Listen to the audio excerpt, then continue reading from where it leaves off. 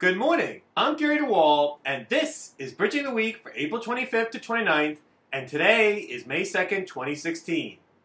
Spring semesters may not yet have ended at local schools and colleges, but the Financial Industry Regulatory Authority last week distributed early report cards to its members on potential spoofing and layering activity that they or their clients may be conducting.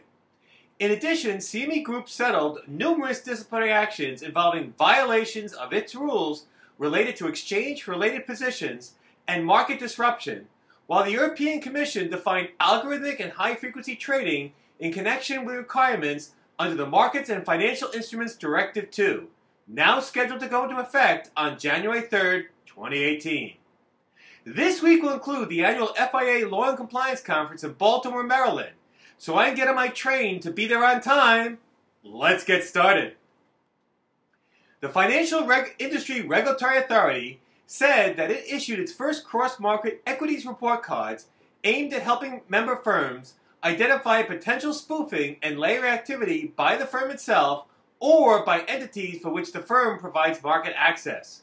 According to Richard Ketchum, FINRA's chairman and chief executive officer, quote, "We expect that the firms will use the data to enhance their own surveillance and move swiftly to cut off potential market manipulation," end of quote. FINRA had announced its plans to issue the report cards in January 2016. Sounds like firms got to do something with these report cards, no matter how incomplete or how many false positives they may include. CME Group brought and settled multiple disciplinary matters alleging violations of its rules related to exchange-related position transactions, as well as for purported market disruption activity.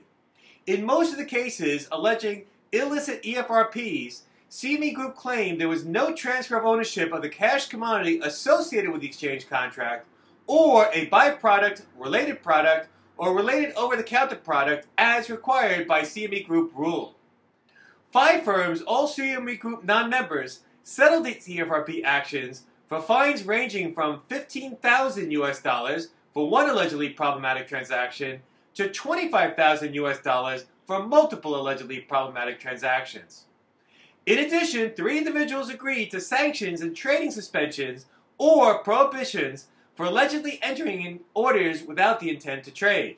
2 of the individuals, Heet Kara and Nassim Salim, were recently the subject of an enforcement action by the Commodity Futures Trading Commission for overlapping conduct. They each recently settled their CFTC charges by agreement to pay fines in excess of $1 million apiece and permanent trading prohibitions. Last week, the European Commission clarified what constitutes algorithmic trading, high-frequency trading, and direct electronic access under the Markets and Financial Instruments Directive 2. The EC made clear it takes a broad view of what constitutes algorithmic trading to include, quote, arrangements where the system makes decisions other than only determining the trading venue or venues on which the order should be submitted at any stage of the trading process, including at the stage of initiating, generating, routing, or executing orders. This means order initiation and smart order routing systems are in scope. The EC also set a seemingly low threshold for algorithmic trading to constitute high-frequency trading when it involves high intraday message rates. According to the EC, high-frequency trading will include submission on average of at least 2 messages per second in connection with any single financial instrument on any trading venue, or of at least 4 messages per second in connection with all financial instruments on any trading venue. Under MiFID II, investment firms utilizing algorithmic trading or providing direct electronic access will have certain organizational and other requirements to help avoid market disruptions and violations of law. High-frequency trading firms may have additional obligations, including potential registration and capital requirements. MiFID II is now scheduled to go into effect on January 3rd, 2018. The General Accountability Office said weaknesses remain in the way the Securities and Exchange Commission maintains security over its financial systems and data, despite making progress in improving measures since September 2014. Among other shortcomings, the SEC did not constantly protect, quote, its network from possible intrusions, identify and authenticate users, authorize access to resources, audit and monitor actions taken on its systems and network, and restrict physical access to sensitive assets end of quote, claimed GAO. GAO determined that the SEC's failures resulted from its failure to, quote, effectively implement, end of quote, elements of its own information security program.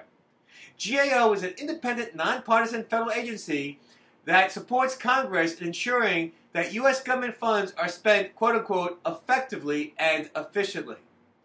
Ironically, GAO's study on the SEC cybersecurity flaws was published the same week as the SEC voted to publish a plan to create a single consolidated audit trail to track all equities and options trading on U.S. markets.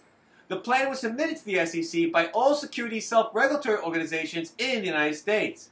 The plan sets forth how SROs and broker-dealers would track all relevant information, including the identity of each customer and broker-dealer, along the life cycle of all orders and transactions on U.S. equity and options markets. Given GAO's study, is it such a good idea to be placing all such highly confidential information regarding trading on U.S. equities and options markets in one place? Have to think about that one. Well, that's it for this week's edition of Bridging the Week. As always, there's more information in each article and more articles on the article version of Bridging the Week on the website. Check it out.